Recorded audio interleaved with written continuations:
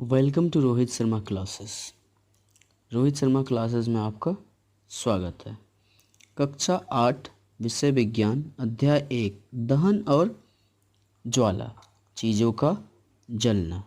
चलिए आगे चलते हैं। आगे चलने से पहले कॉपी कलम लेके बैठ जाइए क्योंकि वीडियो लंबा होने वाला है। और वीडियो को लाइक कर दीजिए, शेयर कर दीजिए, कमेंट कर दीजिए और चैनल को सब्सक्राइब कर लीजिए। Welcome to Rohit Sharma classes. Rohit Sharma classes में आपका स्वागत है। कक्षा 8 विषय विज्ञान अध्याय 1 दहन और ज्वाला, चीज़ों का जलना। चलिए आगे चलते हैं। सबसे पहले हम लोग जानते हैं दहन के बारे में। किसके बारे में? दहन के बारे में। ऑक्सीजन की उपस्थिति में ज्वलनशील पदार्थ के जलने पर ऊष्मा और प्रकाश उत्पन्न होती है। अर्थात ऑक्सीजन की उपस्थिति में जब कोई जलने वाला पदार्थ जलता है तो हमें क्या मिलता है? ऊष्मा और प्रकाश प्राप्त होता है। यानी ऊष्मा और प्रकाश प्राप्त होता है। ऑक्सीजन की उपस्थिति में ज्वलनशील पदार्थ के जलने पर ऊष्मा और प्रकाश उत्पन्न होने की प्रक्रिया को दहन कहते हैं।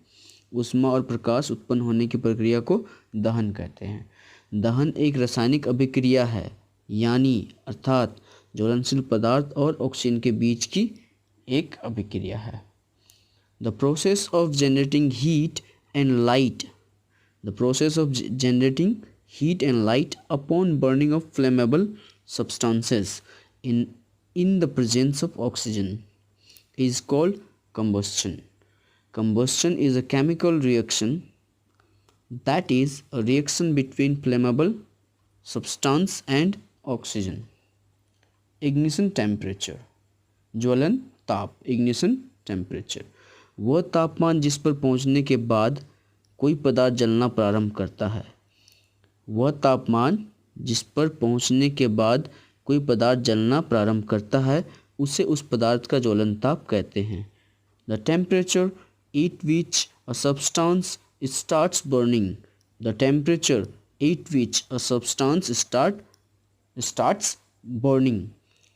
is called ignition temperature of the substance. ज्वलन ताप, इग्निशन टेम्परेचर। किसी पदार्थ का ज्वलन ताप उस पदार्थ की रासायनिक प्रकृति पर निर्भर करता है। किसी पदार्थ का ज्वलन ताप उस पदार्थ की किस पर? रासायनिक प्रकृति पर निर्भर करता है।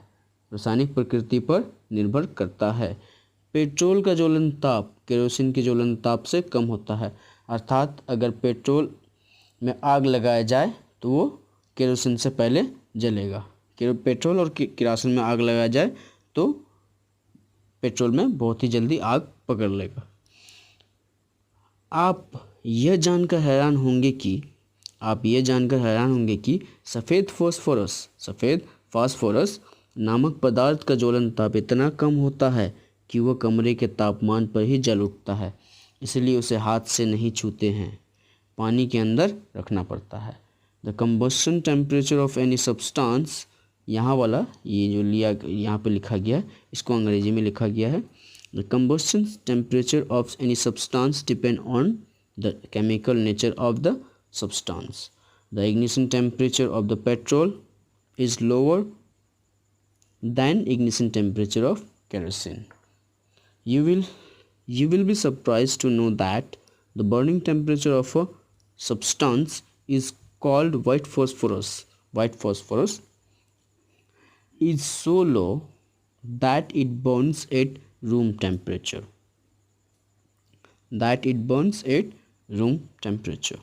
This is why we do not होना चाहिए। यहाँ पे do not कर लीजिएगा काट के, 1 मिनट।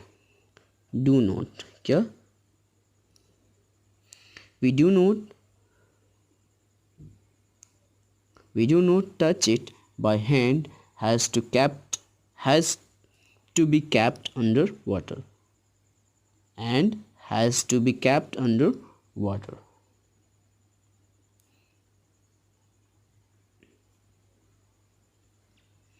पदार्थ के दो प्रकार, पदार्थ के दो प्रकार ज्वलनशीलता के आधार पर।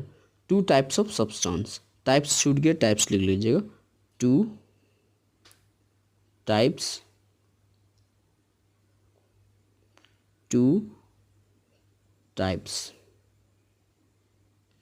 of substance on the basis of flammability। A दाह्य फ्लेमेबल, दूसरा B अदाह्य नॉन फ्लेमेबल। दाह्य फ्लेमेबल वो पदार्थ जो जलता है उसे दाह्य पदार्थ कहते हैं। The substance that burns is called flammable substance. अदाह्य नॉन फ्लेमेबल, जो पदार्थ नहीं जलता है उसे अदाह्य पदार्थ कहते हैं। जो पदार्थ नहीं जलता उसे अदाह्य पदार्थ कहते हैं। जैसे कि दाह्य पदार्थ में आ जाएगा लकड़ी, लकड़ी जलता है तो दाह्य पदार्थ हो गया। अगर हम लोग अदाह्य में बोलेंगे पत्थर, पत्थर जलता है, पत्थर जलता है नहीं जलता है, तो क्या हो जाएगा, अदाह्य पदार्थ हो जाएगा। The substance that doesn't burn, the substance that doesn't burn is called non flammable substance. Flammable छूट गया, फ्लेमेबल लिख लीजिएगा यहाँ पे, फ्लेमेबल सब्सटेंस। एक मिनट लिख देते हैं, फ्लेमेबल नॉन फ्लेमेबल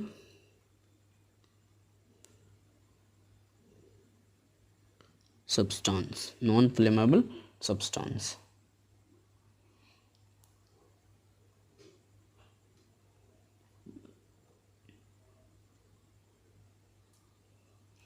जलने के लिए क्या चाहिए, what is needed to burn.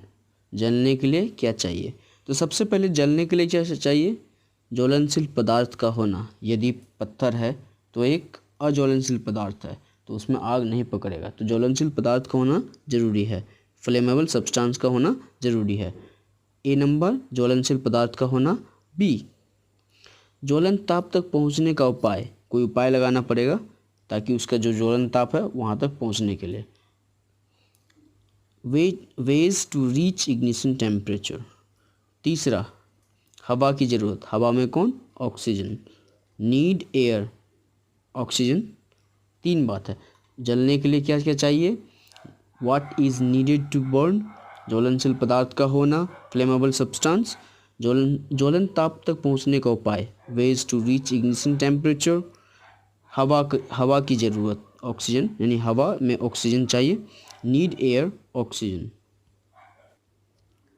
माचिस की कहानी। आप जानते होंगे कि पुराने समय में चकमक पत्थरों को आपस में रगड़ने से निकलने वाली चिंगारियों से आग लगाई जाती थी। माचिस बनाने का प्रयास सबसे पहले सन 1680 में रॉबर्ट बॉयल ने कागज़ के टुकड़ों पर सफ़ेद फॉस्फोरस लगाकर उसे सल्फर लगे कागज़ पर रखा। ऐसा करने पर कागज़ में आग पकड़ ली। सफ़ेद फॉस्फोरस बहुत ही कम तापमान पर आग पकड़ लेता है, इस कारण से यह बहुत खतरनाक भी होता है। इस तरह से माचिस काफ़ी खतरनाक थी। माचिस का जो रूप आज है उसके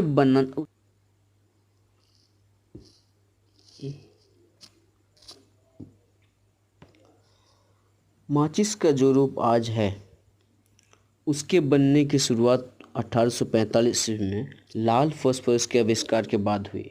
लाल फास्फोरस अपने आप आग नहीं पकड़ता बल्कि रगड़ने पर ही जलता है। अपने घरों में माचिस की डिब्बी आप देखते होंगे, अपने घरों में जो माचिस की डिब्बी आप देखते हैं उसमें तीलियों पर लगा रसायन पोटेशियम क्लोरेट होता है। तीलियों पर लगा रसायन क्या होता है, पोटेशियम क्लोरेट होता है। डिब्बी पर लाल फास्फोरस और सल्फर लगा होता है। डिब्बी पर क्या लगा होता है, लाल फास्फोरस और सल्फर। तीली में क्या लगा रहता है, पोटेशियम क्लोरेट लगा रहता है।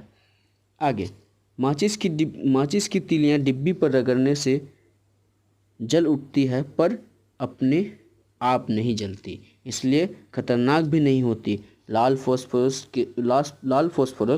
इस्तेमाल करके पहली बार सेफ्टी माचिस कार्ल लुन्स्टन ने 1855 में स्वीडन में बनाई थी।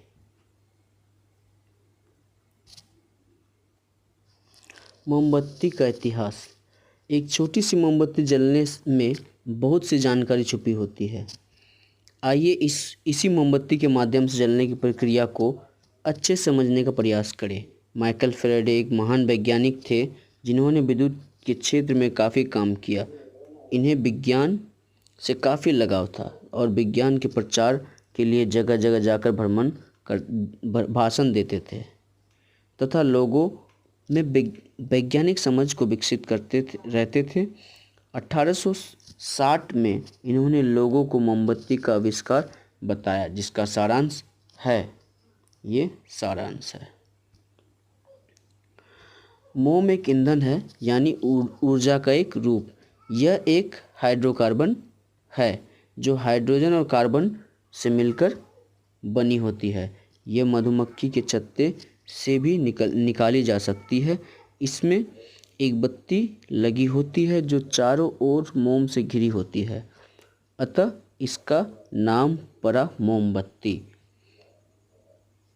मोमबत्ती पर भी थोड़ी मोम लगी होती है। बत्ती पर भी थोड़ी मोम लगी होती है जिसे जलाई जाती है। बत्ती जब जलने लगती है तो इसके आसपास नीचे वाला मोम पिघलने लगती है।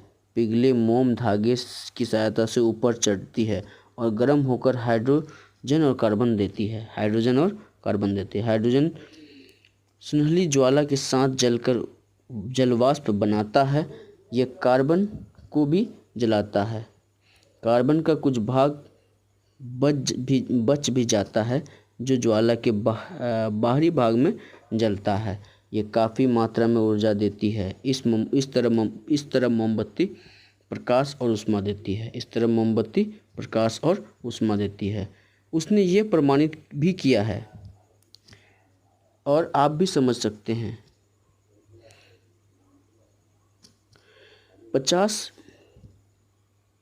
50 मिली का एक बीकर या शीशे के गिलास लीजिए, उसमें कुछ बर्फ डालिए, बीकर के नीचे एक मोमबत्ती जलाकर रखिए। गिलास या बीकर के नीचे जलवाष्प की उपस्थिति